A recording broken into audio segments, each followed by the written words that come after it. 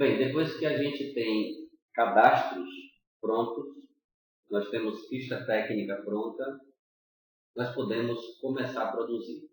Antes, nós só precisamos saber que existe no sistema um menu de controle, onde está toda a parametrização do software, todas as informações de como a empresa deseja que seja feito o funcionamento da fábrica, estão nos parâmetros, que isso é configurado pela própria do início da implantação.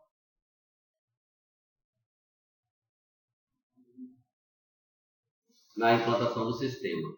Bem, tem também aqui algumas outras funções interessantes, como o cadastro dos usuários, os acessos dos usuários, as atividades que os usuários fazem, por exemplo, quem fez o quê?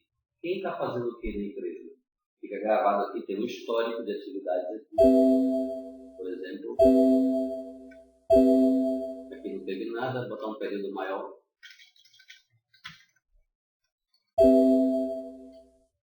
Período maior. Esse é bem pequeno. Tem também consultas SQL. As pessoas que conhecem SQL podem fazer comandos SQL aqui. Comandos, na verdade, de select, de busca de dados. Né? É possível fazer backup também, nessa tela de backup.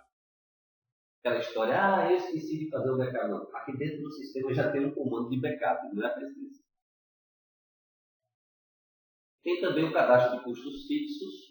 Eu falei assim, no início a gente viu que precisa de matéria-prima, mão de obra, máquina e serviço de terceiros para produzir. E de custo fixo. Então, o custo fixo eu cadastro onde aqui, nessa tela, está no menu reservado, isso não é para ficar aberto para qualquer um. Eu digo aqui um mês do custo fixo. O que são os custos fixos? Os custos que não estão ligados à produção.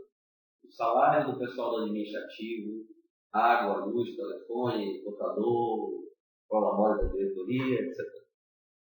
Então aqui, o custo fixo é por mês. O custo fixo do mês de outubro, de novembro, dezembro, etc. Para que seja possível eu comparar o relatório da produção de um mês com o de outro mês do ano passado, do mesmo mês do ano passado, por exemplo.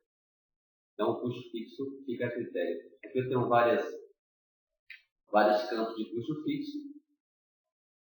e são informações que estão limitadas a esses espaços colocados aqui. Claro que quem tem um proto-RP vai ver isso detalhadamente dentro do proto-RP. Aqui é sintético. Aqui é para quem não tem um RP, por exemplo, como o da própria. Mas tem um mínimo por assunto, né? Despesa de transporte, colabora, etc. Bem, visto o menu de controle, nós temos um menu de EDI, onde eu tenho todas as importações de dados dos sistemas que não são do sistema de gestão para dentro dele. Eu falei no início, na primeira etapa, onde nós tínhamos importação de cliente, de fornecedor, de matéria-prima, produto, e também importamos as notas de entrada de mercadorias, as compras, importamos os pedidos de venda dos clientes, e aqui outras informações de grupo, informações grupais das matérias-primas. É possível também exportar do PMS para o ERP, onde a produção dispara faturamento. Tem essa parte também. Só temos um cliente que utiliza isso aí, mas é possível. Bem, depois que a gente tem todos esses dados, essas configurações, essas importações, as importações não acontecem via TXT, ela acontece via banco de dados, né? Oracle, direto, banco a banco. Não ficamos pegando arquivos, texto, que é um negócio inseguro, a gente pega direto do banco de dados. Bom, daí nós podemos ter produção.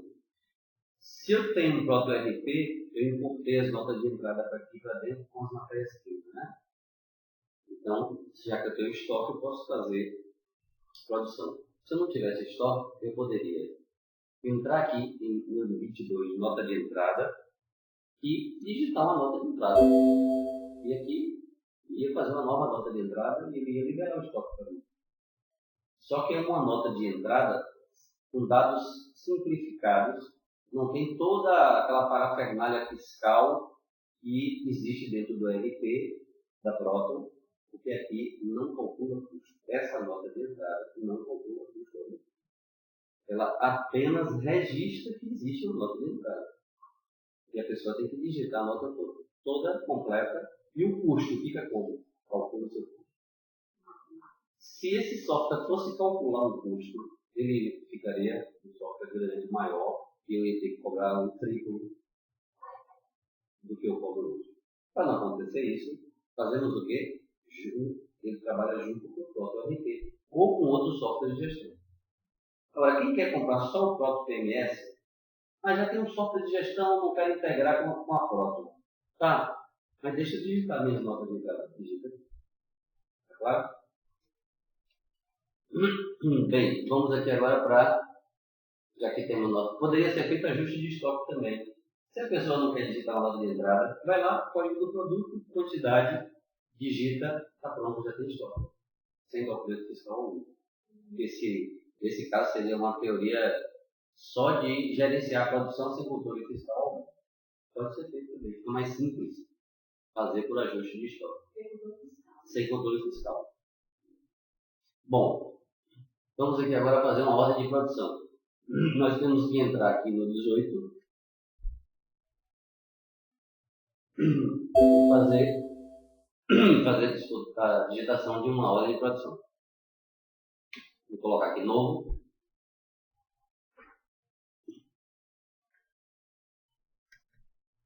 E vamos colocar aqui um cliente vinculado à ordem de produção. O cliente pode ser um cliente seu ou pode ser você mesmo, sua própria fábrica. Existe uma coisa chamada produção empurrada e produção puxada. Empurrada é você produz para o mercado. Puxada, o mercado te pede e você fabrica. Ok? Então, se você está fazendo puxada, você vai botar direcionada no cliente. Para fazer empurrada, você vai fazer e pode o cliente é você mesmo. É sua fábrica. Eu vou deixar aqui um código de cliente da fábrica mesmo, que eu estou fazendo uma empurrada aqui. Não tem pedido. Que produto que eu vou produzir? Minha fábrica é de aviões. Eu tenho aqui cadastrado 2 aviões. Um ultraleve e um bimotor. Vou no bimotor aqui. Aí ele fala, qual ficha técnica eu vou utilizar? Bem, para um produto podem ser utilizadas N fichas técnicas. Motivo. As matérias-primas faltam no mercado. As pessoas podem sair da fábrica. O terceiro pode mudar. Então eu não posso simplesmente ir lá na minha ficha técnica e alterar ela só porque mudou uma matéria. É necessário que eu crie outra a partir da original e faço a nova ficha técnica e utilizo ela. Então, o conceito, nós podemos ter um produto N fichas técnicas. E eu posso escolher uma delas e utilizar. O mais típico é uma matéria-prima que faltou no mercado, eu estou usando outra, por 2 meses, depois eu volto a utilizar a anterior. Então, eu teria, no caso, 2 fichas técnicas. No caso aqui, esse avião só tem uma ficha técnica. Quantos eu quero fazer? Quantos aviões eu quero fazer? 2. E aqui eu posso botar uma observação, uma descrição adicional, uma data de entrega do avião.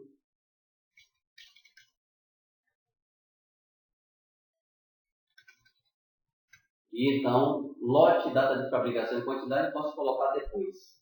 Não preciso colocar agora. Então eu posso seguir aqui e ele vai fazer o quê? Ele vai na ficha técnica, apanha toda a composição da ficha técnica, toda aquela estrutura da ficha, traz para cá e já me mostra aqui, ó, todos os componentes que ele está utilizando para fazer a produção do avião. Vou dar um S. A ordem de produção já existe e eu posso imprimir uma ficha técnica do produto. Ela sai aqui, aquela imagem, sai logo após a ficha, a ordem de produção. Tá vendo? Na ordem de produção eu tenho, primeira parte, o produto que vai produzir, quantidade, data, depois vem os itens que compõem ela, um espaço para anotações de quem fez o que e quando, e assinar, e a imagem. Isso aqui é muito importante porque essa parte de fases da OP, que as pessoas que se envolvem com a OP anotam o que fizeram, no tempo que fizeram, porque elas vão ser comissionadas e eu vou anotar no próprio sistema quanto foi o tempo consumido. Porque imagine, se eu imagino assim, que montar uma asa demora 10 minutos e a pessoa montar em 12. Então eu tenho que anotar quem montou em 12 para poder ter o quê? Uma coisa chamada desvio do original. O tempo era 10 e ele fez em 12. Prejuízo. Tinha que fazer 10. Então, se começam a acontecer, quando começa a haver muita frequência o relatório de desvio de matéria-prima, de tempo, ou a ficha técnica está errada, ou a produção mudou, ou alguém está fazendo alguma coisa, ou a ficha técnica foi feita errada. Algo está acontecendo. Bom, podemos agora pôr essa ordem de produção em produção, porque por enquanto ela não está em produção. Ela apenas existe. Para ela entrar em produção é necessário apertar aqui, ó, nesse botão, liberar para produção. A partir desse momento o sistema enxerga ela como uma ordem de produção em produção.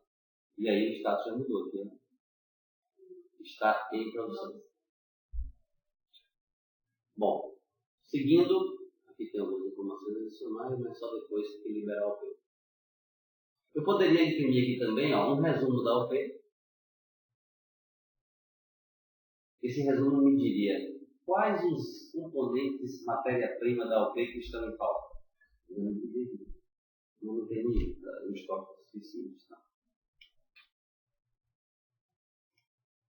Para fazer essa produção é necessário que as pessoas que vão estar envolvidas com a OP, é necessário que elas tenham na mão delas as matérias-primas para começar cada processo.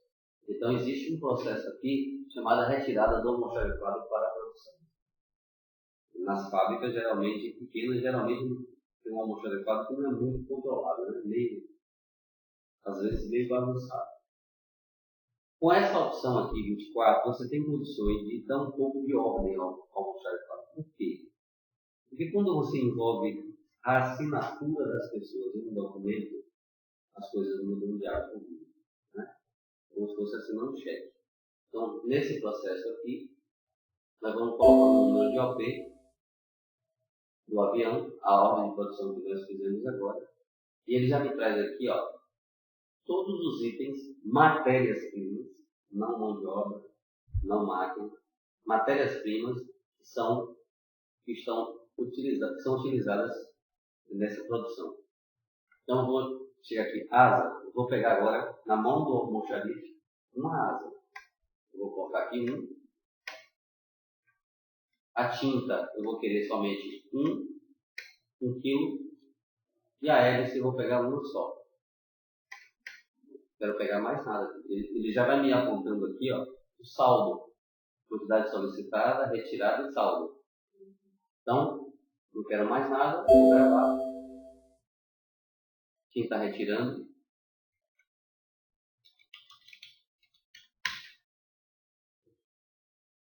E aqui está a ordem, o comprovante de retirada.